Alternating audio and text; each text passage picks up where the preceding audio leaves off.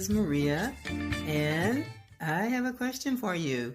Are you interested in voiceover work, becoming a voiceover artist? If so, you're at the right place because I'm sharing information today with you on how I became a voiceover artist, a professional, trained voiceover artist. Lots of great information for you here today. The reason why I developed this video, created this video, is because I get asked all the time. Sometimes I get asked questions like, what is a voiceover artist? What is it? What actually is voiceover? And what a lot of individuals don't realize is they're listening to voiceovers all the time.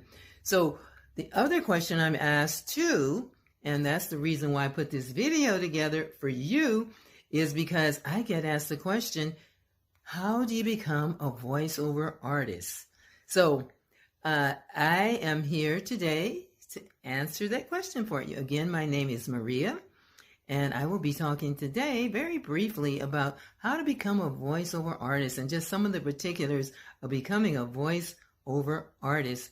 So before I go any further, because I'm sharing lots of great information with you today, I need you to do me a favor. That favor is I need you to subscribe. I need you to hit the bell. I need you to like. Y'all know what to do. I need you to help me out because Fiverr doesn't pay me a dime. I'm doing this because I want to share this information with you. So if you want to pursue becoming a voiceover artist, you will at least have heard it firsthand from someone who has been, I've been voiceover artist for a couple of years now, not too long. I've had an interest in it, but I recently a couple of years ago, became a professionally trained voiceover artist. So I'm going to share that information with you. So please subscribe. I really appreciate it because I'm going to be sharing information with you. I'm also going to be referencing my little cheat sheet so that I don't leave out any information. Let me just tell you my story, a little bit about my background and how I became a voiceover artist. Well, I've had an interest in becoming a voiceover artist for a while now. I was exposed to it years ago before it really has taken off the way it has now. It's pretty competitive now, but doesn't mean that there's no room for you because there's always room for the next talented individual in any field. So don't let me saying that discourage you. So I became, more or less, I pursued it when I went to, there was an adult school offering it wasn't really an introductory course. It was a woman coming from a particular company that trains voiceover artists, and she was coming to a local adult school. And it was like $50 or something to attend. It was just an informational session. That's the word I'm looking for, informational session, voiceover informational session. And it wasn't training or anything. It was just an informational session on how to become a voiceover artist. So I said, well, you know what, $50 or whatever it was. I don't remember how much it was. I don't have anything to lose, so let me go. So I went. She gave a lot of information on how to become a voiceover artist and, how to be successful and what they're looking for and and what you need to become a voiceover artist.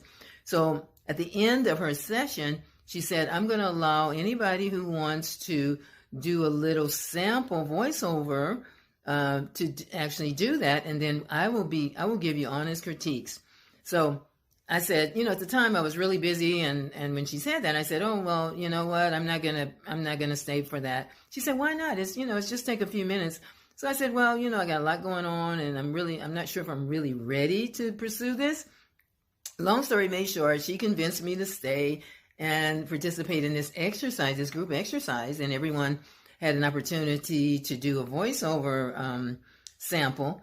And when she heard mine and when the class heard me do my voiceover sample, they gave me a round of approval. Let's put it that way. She said, oh, you really have potential. I'm glad that you stayed. Now, being a voiceover artist does not have anything to do necessarily with people saying, oh, you have this great voice.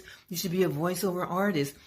A voiceover artist essentially is being an actor without being on camera. So it's voice acting. So when a client, for example, asks you to do a voiceover, that means no one is going to see you. They're just going to hear the voice, and the client will give you, let you know exactly what they're looking for. I need you to express happiness. I need you to express sadness. I need you to express joy. I need you to express compassion. So you have to be able to, as a voiceover artist, you have to be able to express all of that. And the listener who doesn't see you, whether it's radio, TV, internet, however, they're not seeing you, but they have to feel that expression from your voice, your ability to express that particular sentiment from your voice. Does that make sense? I hope so. So that is where the talent piece comes in. So you have to be able to, as a voiceover artist, be able to express those type of sentiments when you're doing a voiceover. So just having a good voice that's not the key necessarily.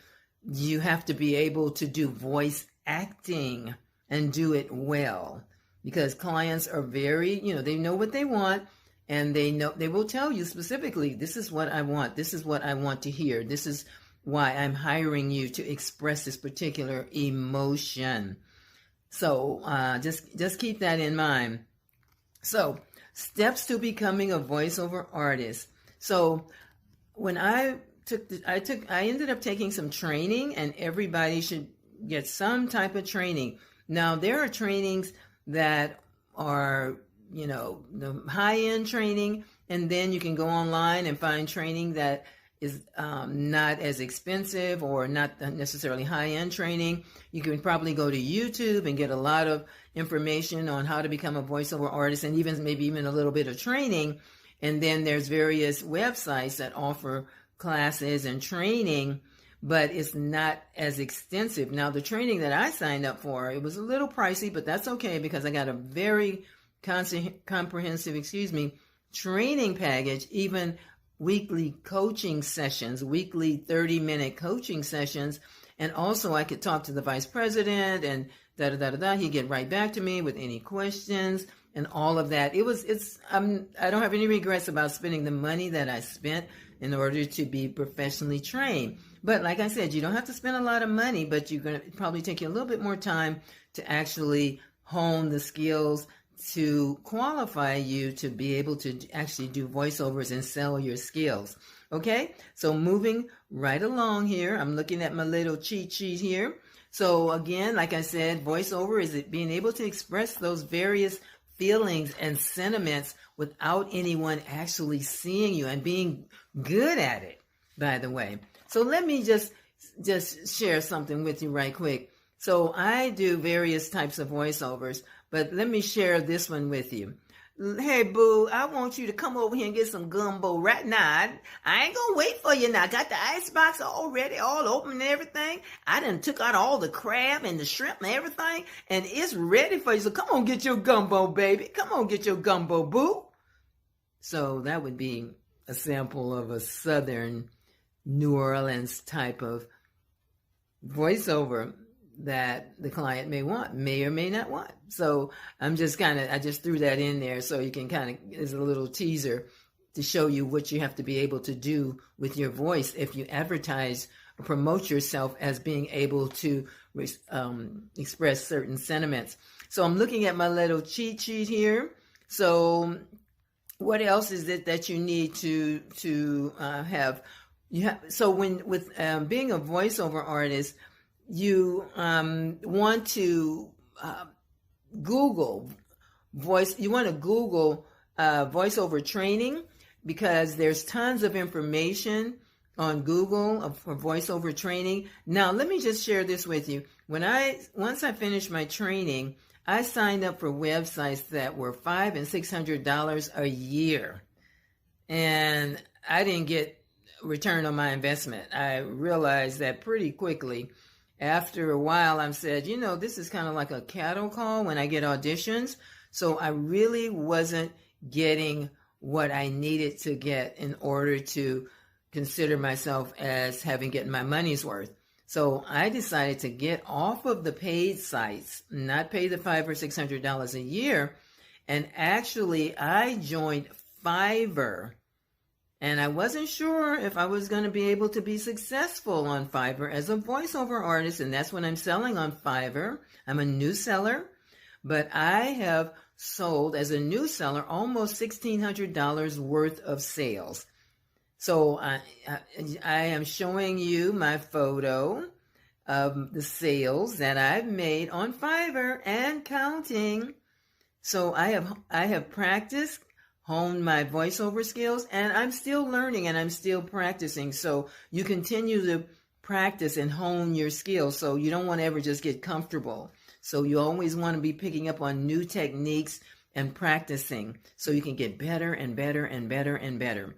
Okay, so before you put down that money or commit to $500 or $600 a year, if you go for the once you go for training, once you get your training, you want to check out Fiverr, where you don't have to pay $500 or $600 a year. You don't pay any upfront money on Fiverr, but you pay a commission once you make your sale, which is fair. All right. So the other suggestion I have is go to YouTube. YouTube has tons and tons and tons of resources. There's so much information on YouTube. I'm sure you're experienced with that and you're well aware of that. But Google voiceover training, anything to do with voiceover, and you'll get a lot of great information on YouTube. So you want to do your homework and you want to take advantage of free or low-cost services and information that is readily available to you. So, like I said, before you sign on the dotted line, even for training, just do a little bit of exploring, because you might get excited and just say, well, I'll just go ahead and pay this X number of dollars. And then later you see a service or information that was readily available for little or no cost. All right. So do your exploration. The other thing I want to say to you about voiceover, there are different categories of voiceover. When I first finished doing my voiceover training, the actual formal course, I thought, I want to do narrations. I want to do books. But then after I did a little bit of exploration and got more information on actually reading books, you know how you get if you have a Kindle or whatever and someone's reading, I thought I wanted to do that. But after I did a little bit of exploring and getting more information on what it's like to be a narrator, I thought, I don't think I want to do that. It's very meticulous. You really have to know your stuff in order to be able to do books, like do narrations. The other type of voiceover you can do is an explainer, where sometimes it's for a training session where you're actually doing the voiceover. They're showing a film maybe to employees, and then there's someone actually doing a voiceover, which is explaining techniques or technology or whatever else. So that's the type of voiceover as well. There's also corporate, which means you have to be very polished and very skilled in terms of articulation. There are also voiceovers for characters. So there's voiceovers like for cartoon characters or animation. There's also voiceovers for announcing. So there's lots of opportunities to do voiceover. And one little hint here is once you go through the training, etc., and you're ready to start promoting yourself, you definitely want to have a website. You also want to create a LinkedIn profile. And if you're a big social media person, you want to promote yourself on social media, get your business cards, and then start promoting yourself. Again, I'm doing comfortably well on Fiverr. I get responses from buyers pretty regularly. And at this point, I can kind of determine yay or nay if it's a good fit for me in terms of my voiceover skills, or if it's a good fit in terms of the fee or whatever else I'm commanding at this particular juncture. All right, but you got to start somewhere, right? If you're really wanting to pursue voiceover. The other something I want to let you know about and inform you of, nowadays you have to have a home studio. Back in the day, back in the day, when you did a voiceover, you would go into a formal studio and you would record there, and then you would have engineers who would edit it and all that. Well, guess what? New day, new time. You have to have your own home studio, and you have to know how to operate it. And you have to know how to operate the software, use the software, and edit your own voiceover. So it's no longer where someone is going to do all that for you. So that's another aspect of the whole voiceover industry. That's expected of you. So I have a little home studio here in my residence, and I use it when I get when a client has given me a project, and that's what I use, and I record, and I also I'm responsible for editing it and being professional in my editing. So those are some things you have to learn aside from your voiceover skill. Not scaring you, because I can do it. If I can do it, you can do it. I actually hired some individuals to help me understand the software, and the software that I use is Audacity. Now, initially I thought, oh my goodness, I can do the voiceover, but a software that I have to learn, home studio. But a journey of 1,000 miles begins with a single step. So I did get individuals to help me who were familiar with Audacity, and there's a lot of features I need to learn on Audacity for editing, but I'm good right now. But I want to learn more. So I'm just about ready to wrap it up. So as I said, you want to promote yourself on LinkedIn, on social media, and take advantage of the various free information that's out there for you before you start paying a bunch of money, because before you know it, you could be out of a lot of money and haven't made a dime. So becoming a voiceover artist is a journey. So it takes time. You have to be committed to becoming a voiceover artist. So I actually have encountered a number of people who took voiceover training when I did, and some of those individuals kind of fell off. And that's okay if that works for them. But I was determined. I said, whatever I have to do, whatever training I have to do it on my own, go double back and look at YouTube or have some private training or whatever I need to do. I'm committed to this. I want to be a voiceover artist. And so I did everything that I needed to do in order to be where I am right now. So it's not easy street. Sometimes people think, oh, I want to do voiceover. I want to be a voiceover artist. I want to do voiceover. Not easy street. You got to pay your dues. And I'm still paying my dues. But I'm just wanting to give you a little bit of insight on what it takes to be a voiceover artist. And then also turning you on to Fiverr if you're not already familiar with Fiverr before you go and spend a ton of money at one of the other sites paying $500 or $600 a year and not getting a return on your investment. So to wrap it up, in sum, I really love doing voiceover. And every time a buyer contacts me, I never know what they're going to be asking me to do, what type of voiceover, what do they want me to express. I never know, but I have various what they call gigs on Fiverr. So I have, this is another thing, I'm sorry, I did not mention, you have to do professional demos, so that's important too. The only way you can do professional demos is that you have had professional training. And the professional demos need to be done at a professional studio. Now, those professional demos are going to take you a long way, because like on Fiverr, I have my professional demos. And so a prospective buyer can listen to my demos with me doing voiceovers for different types of genres, for corporate, for being like a mom or casual, accents, whatever. So I'm on my demos, I'm able to demonstrate that to prospective clients or buyers so they can hear the different types of voiceovers that I can do before they even contact me.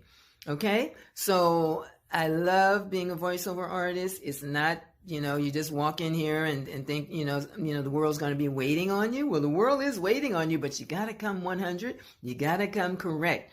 So today, what I was trying to do, hopefully, is share invaluable information with you so you can be successful on Fiverr or be successful wherever. There's lots of folks who are not on Fiverr. They're going a different route. But I just wanted to share with you that Fiverr is a great way to get started because you're not spending upfront money. So I love the journey of being a voiceover artist.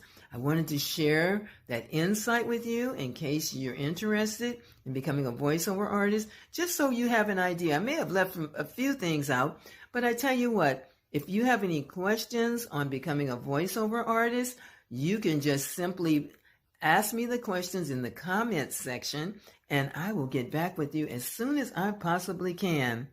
All right? So again, don't forget to subscribe. Don't forget to hit the bell. Like me, y'all know what to do. I appreciate you watching the video. I'm hoping you have gained some insight on becoming a voiceover artist. I hope I have shared some valuable information for you, food for thought. So until next time, let me say this. I hope to see you at the top. And until next time, but meanwhile, start working toward getting to the top. And I hope to see you at the top. If I can be successful as a voiceover artist, and if you really want to be a voiceover artist and do your due diligence and do all the things that you need to do, dot your I's, cross your T's, all of that, then you can be successful. All right? Because there's room for a whole lot more folks with skills and abilities who are coming 100. 100 means correct. Trained professionally, serious about the craft, and willing to do whatever is necessary to be tops as a voiceover artist, professional voiceover artist. That's it. I'm through talking. I done talked enough. All right, Maria here. Don't forget to subscribe. Thank you for watching, and I'll see you next time. Bye-bye for now.